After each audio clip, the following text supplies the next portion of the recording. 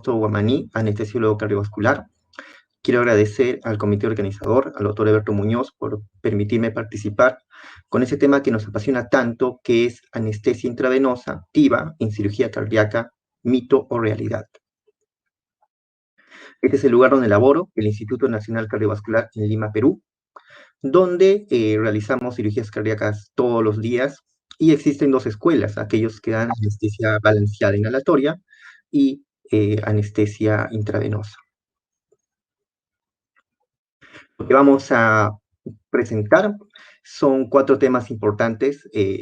Vamos a hablar algo de los efectos cardiovasculares del propofol y los inhalatorios. También vamos a describir lo que es este mito o realidad sobre el uso de TIVA versus inhalatorios para cirugía cardíaca. Y en tercer lugar vamos a describir lo que es inducción en orden cero para cirugía cardíaca, un pequeño trabajo que hicimos, y dar ciertos aspectos prácticos de TIVA en cirugía cardíaca. ¿Qué sabemos de los efectos cardiovasculares del propofol y los inhalatorios? Lo que se conoce actualmente es que el propofol puede o reduce la resistencia vascular sistémica por un mecanismo de antagonismo de canales de calcio, lo cual va a producir vasodilatación con la consecuente disminución de la presión arterial de una manera dosis dependiente. El impacto del propofol en la contractilidad cardíaca es poco o nada, posiblemente por disminución del tono simpático o tal vez un efecto directo que actualmente no se conoce muy bien. Algo muy importante que tenemos que resaltar sobre el propofol es que es un potente barridor de radicales libres, lo cual es muy bueno en lo que es cirugía cardíaca porque atenúa el daño que se produce cuando hay isquemia reperfusión. ¿Qué se sabe de los inhalatorios? Se sabe que sí pueden disminuir la contractibilidad miocárdica, tanto como isoflurane, desflurane o sevoflurane. Pueden alterar la relajación miocárdica, alterando la función diastólica. Se sabe que disminuyen la colisión cardíaca y prolongan el intervalo QT de manera dosis dependiente. Es por eso que no son muy utilizados, especialmente cuando se hacen procedimientos en electrofisiología. Y lo que sí se ha descrito es un efecto tipo pre y posacondicionamiento isquémico, lo cual es útil en lo que es protección de órganos asociado a cirugía cardíaca con circulación extracorpórea. Es importante recalcar que tanto para propofol como para la mayor parte de medicamentos, los efectos que nosotros tenemos son dosis dependientes. En este gráfico que ustedes ven, es un gráfico de concentración de la droga versus efecto. ¿Qué nos quiere demostrar este gráfico? Nos quiere demostrar que los efectos de la droga propofol, mientras yo voy aumentando la concentración de la droga, van apareciendo los efectos: amnesia, sedación, hipnosis, inmovilidad. Y cuando aparece este problema de deterioro cardiovascular que nos preocupa o preocupa a varios anestesiólogos, normalmente estos efectos se producen cuando aumentamos mucho la concentración, es decir, la mayor parte de problemas que tenemos de depresión cardiovascular con propofol son determinados por normalmente una sobredosis. Y otra cosa que quisiera destacar es en el riesgo que existe de los anestésicos con exacerbar o como factor descompensante en pacientes con falla cardíaca. Se ha escrito, y como ustedes pueden ver la referencia del AHA, que los anestésicos inhalatorios pueden o son un factor de riesgo mayor para lo que es, o para ser un factor descompensante en elicitar falla cardíaca, comparado a propofol, que se considera de un riesgo moderado.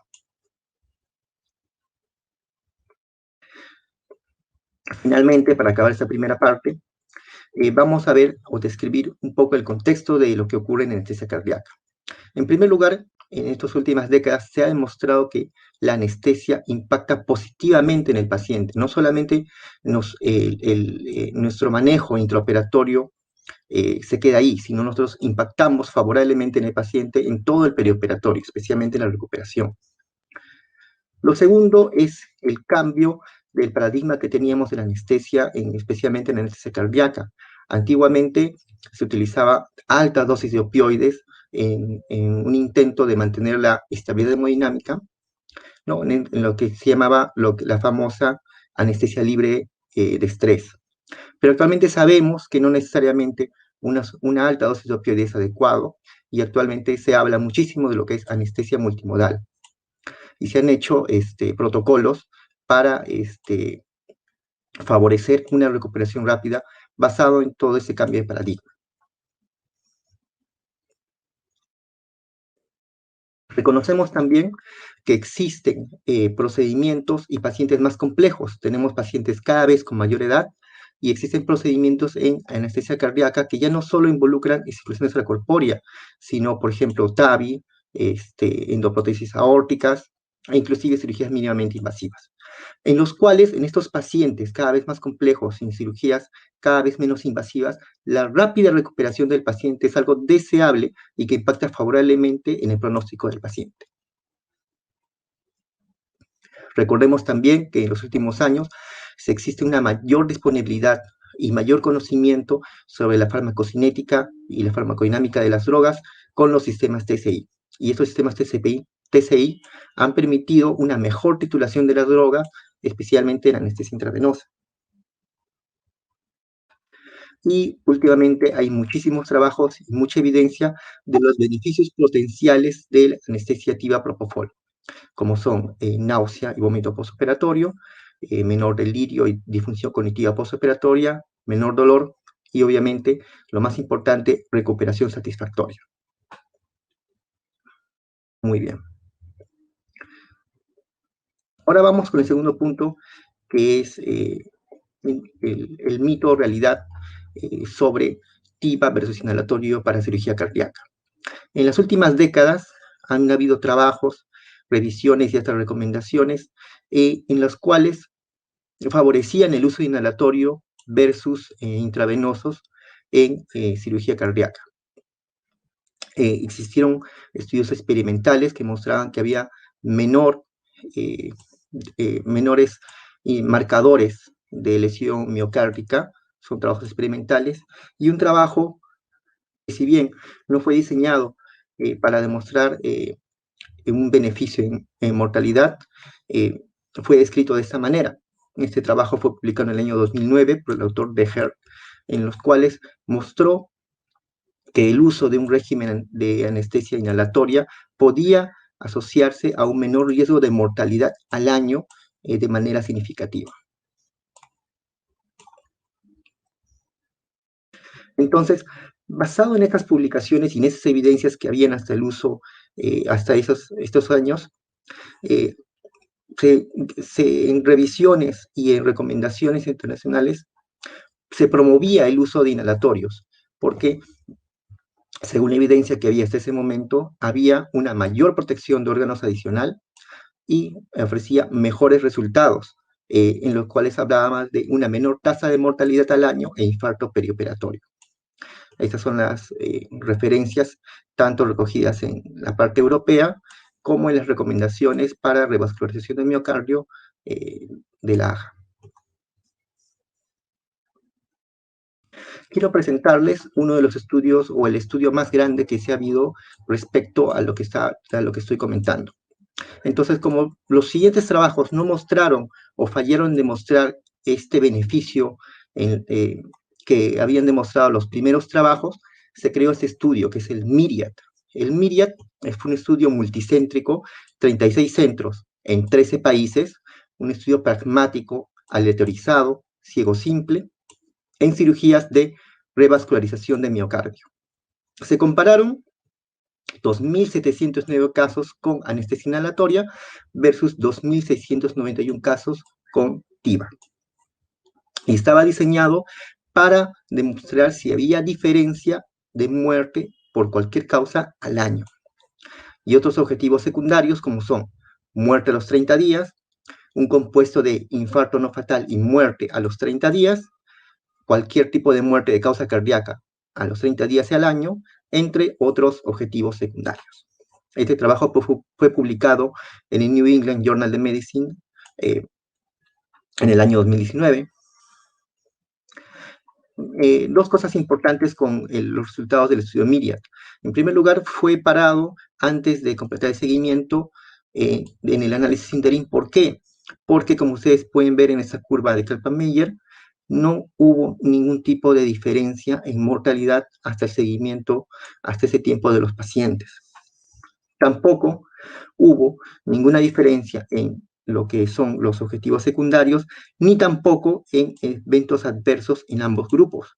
Entonces, el estudio Myriad fue bastante determinante en mostrar una evidencia que el uso de inhalatorios por sí solo no es un factor protector, o por lo menos no es mejor que anestesia intravenosa cuando se habla en cirugía cardíaca. Algo que sí hubiese sido interesante ver en el Myriad es desglosar anestesia intravenosa, porque compararon no solamente anestesia con propofol, sino también compararon con benzodiazepinas versus inhalatorios, ¿no? Hubiese sido interesante que hagan una comparación propofol contra los inhalatorios, tal vez hubiese cambiado en algo los resultados. Otro estudio que quisiera mostrarles es este estudio que compara anestesia intravenosa versus inhalatoria en pacientes de cirugías de alto riesgo. ¿Y a qué denominaron cirugías de alto riesgo? Son cirugías combinadas, tanto valvulares con revascularización de miocardio. Fue un estudio multicéntrico, aleatorizado, con grupos paralelos, en pacientes sometidos a cirugía cardíaca de alto riesgo. Compararon 100 casos de anestesia con sevoflurane versus 100 con tivapropofol. Y el outcome primario que buscaron fue muerte, estadía en UCI prolongada o ambos. Hicieron seguimiento a los 30 días y al año enfocados en la mortalidad. ¿Qué es lo que encontraron? Pues como se esperaba, no hubo diferencia significativa, tanto en el grupo de TIVA como propofol, en lo que es muerte y o estancia hospitalaria prolongada en cuidados intensivos, ni en otros comparadores ni biomarcadores, como es infarto perioperatorio, tiempo de ventilación mecánica, estadía de hospitalización, troponina, creatinina, ProBNP. Como ustedes se dan cuenta, no hubo una diferencia significativa en ninguno de estos outcomes. Entonces, lo cual nos conlleva a decir de que, por lo menos en el momento actual, no existe una evidencia sólida que dé o que favorezca que el uso de inhalatorios sea superior al uso de TIVA en lo que respecta a mortalidad. Y es algo muy importante que tenemos que recalcar, porque este era el mito que se venía manejando en los últimos años. Con la información que nosotros teníamos, en el año 2018 diseñamos un pequeño trabajo que titulamos Efectos clínicos hemodinámicos y del índice biespectral de la inducción con propofol en orden cero en pacientes sometidos a cirugía cardíaca. ¿Qué es lo que hicimos? Bueno, primero estudiamos varios pacientes con diferentes diagnósticos, fueron 36 pacientes los que describimos, tanto principalmente pacientes para revascularización de miocardio como valvulopatías, e incluimos inclusive un paciente en asistencia ventricular, de los cuales solamente tomamos los parámetros clínicos y del índice bispectral. Monitorizamos a todos los pacientes con el índice bispectral, BIS que tenemos. También combinamos en la mayor parte de pacientes con osimetría cerebral. Hacemos un monitoreo estándar, tomamos los basales e hicimos la inducción en orden cero. ¿En qué consiste esto? Pues bueno, pusimos en primer lugar una dosis baja de fentanilo, 3 microgramos por kilo, de manera lenta, seguida de una hidratación por lo menos de 5 mililitros por kilo. Secundariamente esto, iniciamos la inducción en modo manual, como ustedes pueden ver, con base primera a una dosis fija, que son 6 miligramos kilogramos por hora. Al hacer esto, ustedes pueden ver que aumentan las concentraciones plasmáticas y efecto de propofol de una manera lenta, y si ustedes se dan cuenta también no existe mucha histéresis. Gracias a que teníamos la base primera, nosotros esperamos que aumentara la concentración de propofol hasta que el paciente tenga o alcance la hipnosis, que nosotros la definimos como ¿qué? Como la pérdida de la respuesta verbal más la disminución del BIS a un valor menor de 65. Cuando el paciente alcanzaba esta hipnosis, nosotros cambiamos el modo manual a modo test y sitio efecto y manteníamos esa dosis de propofol a lo largo de la cirugía, haciendo ajustes de acuerdo al índice biespectral. ¿Qué es lo que encontramos? Algo muy importante y el objetivo del estudio era saber cuánto tiempo nos demorábamos en inducir a este paciente con ese tipo de inducciones. Y vimos que por lo menos el 50% de pacientes alcanzaba la hipnosis a los 5.8 minutos y el 95% a los 10.9 minutos. Me refiero a al tiempo de pérdida en respuesta verbal. Y la caída del BIS a menos de 65, el 50% de pacientes lo hizo a los 8.7 minutos y el 95% de pacientes a los 17.9 minutos. No hubo diferencia significativa entre sexos. Otra cosa muy interesante que encontramos era la concentración necesaria que nosotros necesitábamos para alcanzar la hipnosis. Como ustedes se dan cuenta, la concentración promedio que requirieron las mujeres para alcanzar la hipnosis fue de 1.5 microgramos por mililitro, más o menos 0.28, ¿no? Con un percentil 95 de 1.8. Y en hombres fue de 1.46 microgramos por mililitro, más o menos 0.28, con un percentil 95 de 1.9.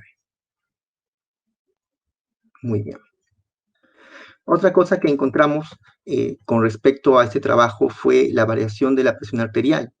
Bajo este régimen de inducción en orden cero, la caída de la presión arterial con respecto al basal, cuando el paciente perdía la respuesta verbal, era de menos 10.8% promedio, más menos 12%. Mientras que la caída de la presión arterial cuando el paciente alcanzaba un BIS menos de 65 fue menos de 17.78%, más menos 12%. Es decir, una disminución de la presión arterial que no llegaba al 20%. Y con respecto a la disminución de la frecuencia cardíaca, en promedio, con respecto al basal, cuando el paciente perdía la respuesta verbal, el tiempo o la disminución de la frecuencia cardíaca en promedio fue de menos 9.24%, más menos 8%, y cuando el paciente disminuía el DIS menos de 65, la disminución de la frecuencia cardíaca en promedio fue aproximadamente 10%, más menos 9%. Entonces, igual que el otro, no hubo un cambio muy drástico de los valores hemodinámicos cuando hacíamos la inducción en orden cero en esos pacientes. Muy bien. Algunos aspectos prácticos que podemos mencionar cuando hacemos anestesia intravenosa en cirugía cardíaca. En primer lugar, es muy recomendable, y como hemos visto en el trabajo anterior, que hagamos una inducción lenta, como ustedes tengan o como ustedes vean su disponibilidad. Si pueden hacerlo en orden cero, sería ideal, pueden hacerlo de manera escalonada. Lo importante es que sean lentas, y como ustedes pueden o pudieron haber visto, no se necesita dosis muy altas de propofol para alcanzar la hipnosis, por lo menos no en ese grupo de pacientes, que normalmente tenemos pacientes con múltiples patologías. Otra cosa que es extremadamente importante cuando se hace anestesia intravenosa, especialmente en estos pacientes o en pacientes que se salen o que no son típicos de los estudios, es la monitorización. Es importantísimo que tengan un electroencefalograma procesado y cuando ustedes, obviamente, si tienen disponibilidad, es muy importante la oximetría cerebral que complementa el monitoreo cerebral, porque uno ve función mientras que el otro puede ver microperfusión. Otra cosa muy importante que no tenemos que olvidarnos es que tenemos que conocer las alteraciones PK-PD asociadas a nuestro paciente, es decir, conocer a nuestro paciente y conocer claramente lo que están haciendo los cirujanos para adelantarnos a lo que ellos puedan hacer.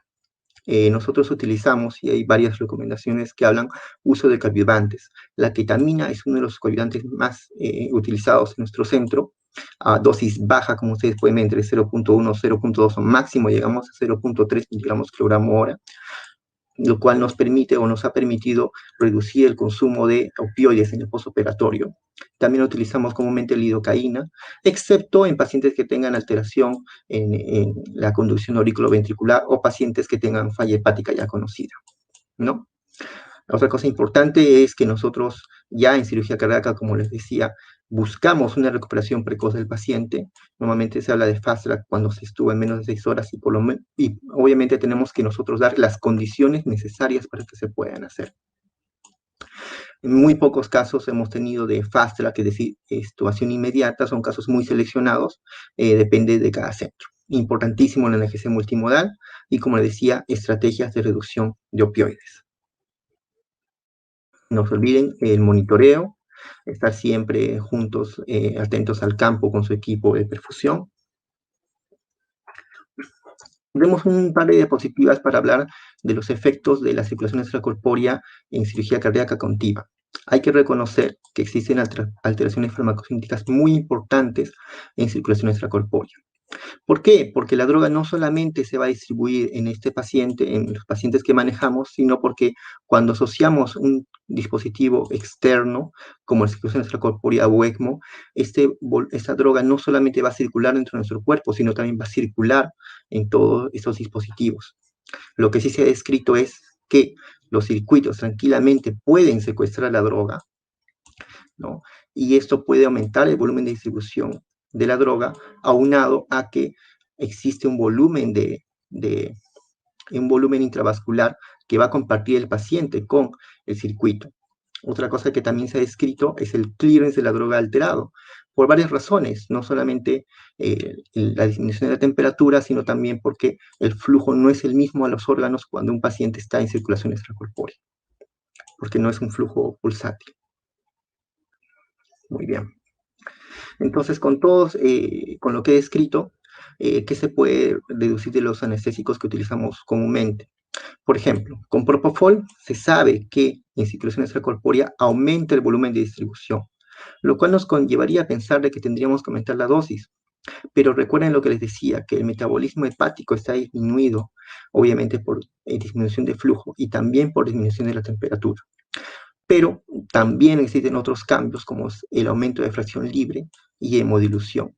Al final de cuentas, esta farmacocinética es algo compleja, pero afortunadamente estos cambios se contraponen, y lo cual nos lleva a decir de que normalmente nosotros mantenemos la dosis o inclusive tenemos que hacer una leve reducción de la dosis, especialmente cuando se baja la temperatura.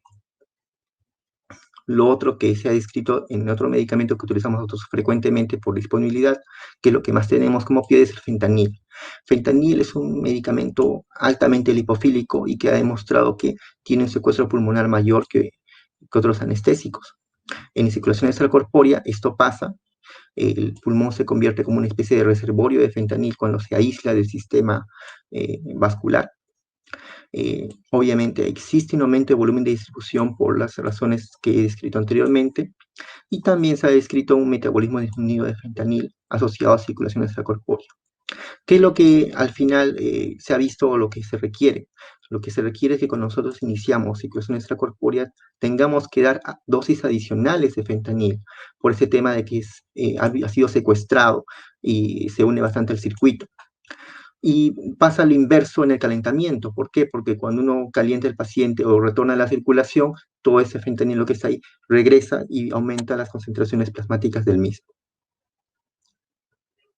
Finalmente, otro medicamento que utilizamos poco por disponibilidad, pero es bastante útil, es el remifentanil. El remifentanil, dado el aumento de volumen de distribución y como es un medicamento menos lipofílico, se requieren mayores dosis por lo menos al inicio de la circulación extracorpórea. Se ha descrito obviamente que hay un metabolismo menor de remifentanil o sea, de hipotermia, pero lo que predomina en la dosificación es este aumento de volumen de distribución en este medicamento hidrofílico, ¿no? En los cuales nos conlleva a que nosotros normalmente aumentemos las dosis, especialmente cuando iniciamos la circulación extracorpórea.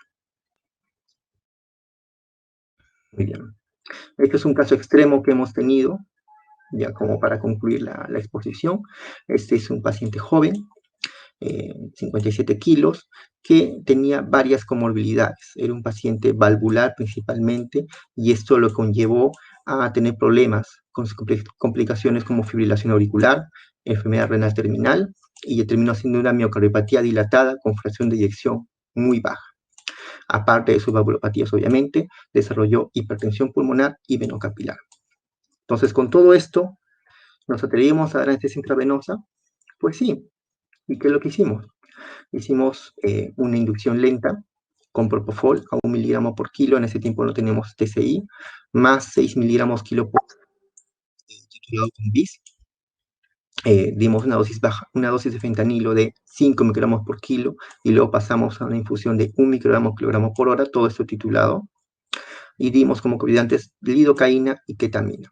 Hicimos una inducción lenta, no necesitamos uso de inotrópicos inactivos o vasoactivos, y lo que hicimos fue medir después de toda nuestra activa los valores hemodinámicos. Y como ustedes pueden darse cuenta, después de todo el manejo que hemos hecho lento, ¿qué encontramos? Que encontramos que el gasto cardíaco se preservó a pesar de todos los anestésicos utilizados.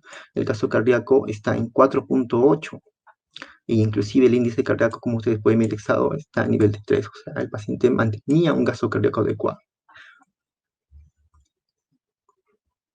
Muy bien. ¿Qué conclusiones podemos sacar?